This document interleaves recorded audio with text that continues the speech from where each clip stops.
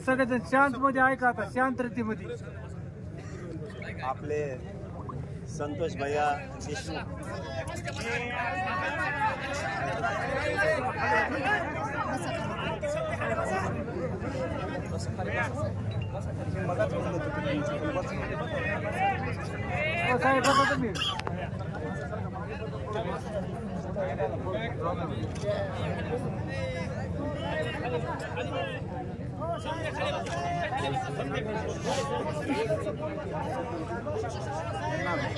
बोलू नका नाही आमचं वापस जमाना चालू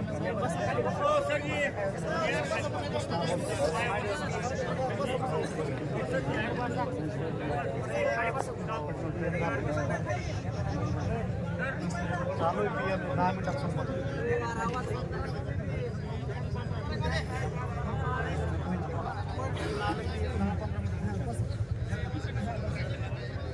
हो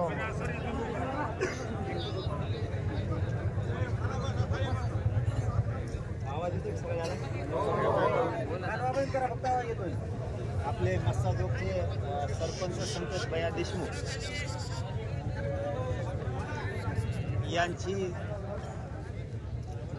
काही गुंड लोकांनी, ज्यांना प्रत्येक वेळेस फक्त जातीवाद आणि जातीवादच आठवतो, अशा लोकांनी त्यांचं अपहरण करून हत्या केली. मी माझ्या मनाचं याच्यामध्ये काही केलेलं नाही आहे, तुम्हाला माहिती असावं म्हणून सांगतो. गाव आज सगळ्या दुःखात डुबलंय. आपला केस तालुका पण सगळा दुःखात आहे, तसाच महाराष्ट्रसुद्धा आहे. ज्या गावकऱ्यांच्या मागण्या होत्या त्याचप्रमाणे मी आलेल्या 2 घंट्यात काम केलं. त्यासाठी इथं साक्षात 2 गावकरीसुद्धा आहे. ते म्हणले त्याच्या पुढं आपण गेलेलो नाही. त्यांनी जे जे सांगितलं तेच आपण केलं. आपल्या मनाचं काही चालवलं नाही, हे तुम्हाला अगोदर क्लिअर करतो. कारण जो तसा तुमचा भाऊ आहे तसाच आपलासुद्धा भाऊ आहे. त्यामुळे त्यांचं म्हणणं होतं की त्या आरोपीला अटक झाली पाहिजे. त्यातले 2 आरोपी रात्री पकडले. त्यांनी काही टीमा तयार करून आरोपीचा शोध त्यांना लागतोय, तर त्यांनी तिकडं त्या गाड्या पाठवल्या. हे एक काम त्यातलं आपण त्यांच्या साक्षीनं समक्षानं केलंय. त्यांचं दुसरं म्हणणं होतं केज पोलीस स्टेशनचं ते महाजन आणि पाटील हे निलंबित झाले पाहिजे.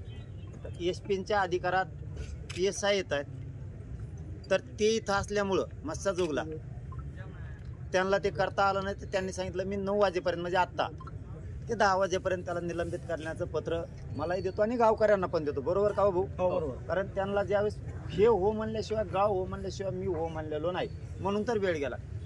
मला जर तुमच्या पुढे जायचं असतं तर आल्याबरोबर सांगितलं असतं मी असं करा. मी गावाच्या पुढे गेलो नाही, कारण गावाचं दुःख ते आपलं दुःख होतं सगळ्यांचं, म्हणून ते त्याला निलंबित करतात म्हणून सांगितलं लगेच.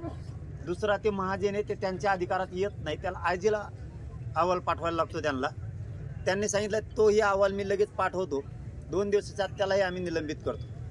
आणि हे गावकऱ्याला ज्यावेळेस पटलं त्याच वेळेस आपण हो म्हणलो, तोपर्यंत म्हणलो नाहीत, नसता आपण उठत नव्हतो. त्याच्यानंतर त्यांचं CID मार्फत चौकशी करा ही मागणी होती. तर SP साहेबांनी स्वतः गावकऱ्यांना सांगितलं की आम्ही ती गठीत करतोय आणि CID मार्फत ती चौकशी आम्ही करतोय म्हणून. त्यांना IG-ने सांगितलं, कारण ते IG-च्याच अधिकारात येतं, सरकारच्या अधिकारात येतं, तेही SP-च्या अधिकारात येत नाही. म्हणून त्यांचा निरोप त्यांनी अगोदर घेतला. त्याच वेळेकडे मीडियात आणि गावकऱ्यात SP-नी स्वतः शब्द दिला तिथं की आम्ही हे करून घेतोय. त्यांचं दुसरं म्हणणं होतं की सरकारी वकील नेमायचा, तोही त्यांनी नेमायचं कबूल केलंय आणि नेमतोत म्हणून पण सांगितलं. आता याच्या पलीकडं जर धोका दिलाच तर मी पण सरकार नाहीये, तुम्ही पण नाहीये. आपण लढणार शेवटपर्यंत, न्याय मिळेपर्यंत.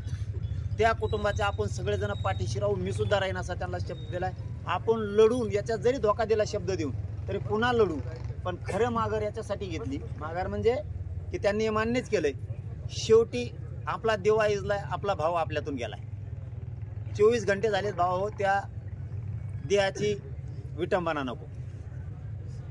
किती किती वेळ आपण इथं ठेवणार आहे? सरकार छळ करायला ते त्या बॉडीची विटंबना करायला लागले. मग आपण तरी किती वेळ सहन करायचं? म्हणून आपल्याला ते पीएम करून अंत्यसंस्कार करणं गरजेचं आहे. जास्त वेळ नाही ठेवू शकत आपण ते. आपण पुन्हा पुन्हा लढू. याच्यात धोका दिला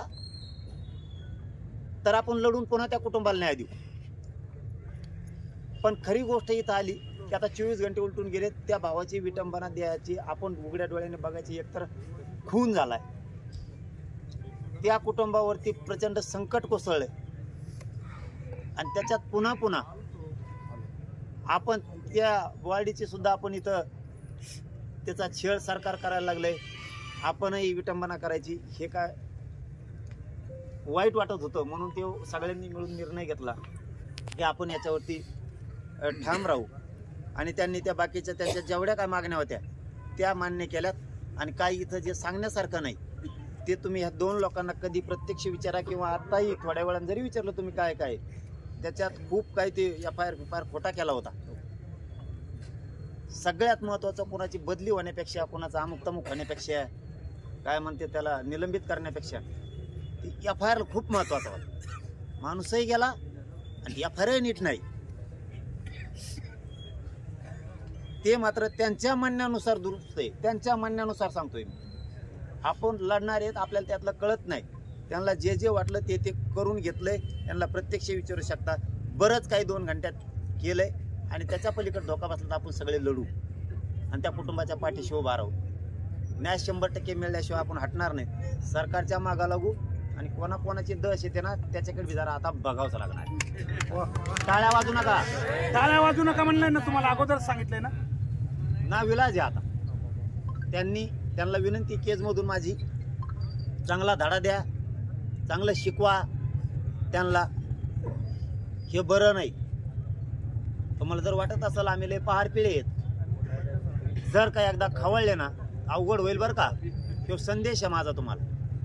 तुमच्या लोकांना तुम्ही जरा नीट शिकवा, त्यांना नीट वळण लावा, कमवा, मोठे व्हा, तुम्हाला काय व्हायचं ते व्हा.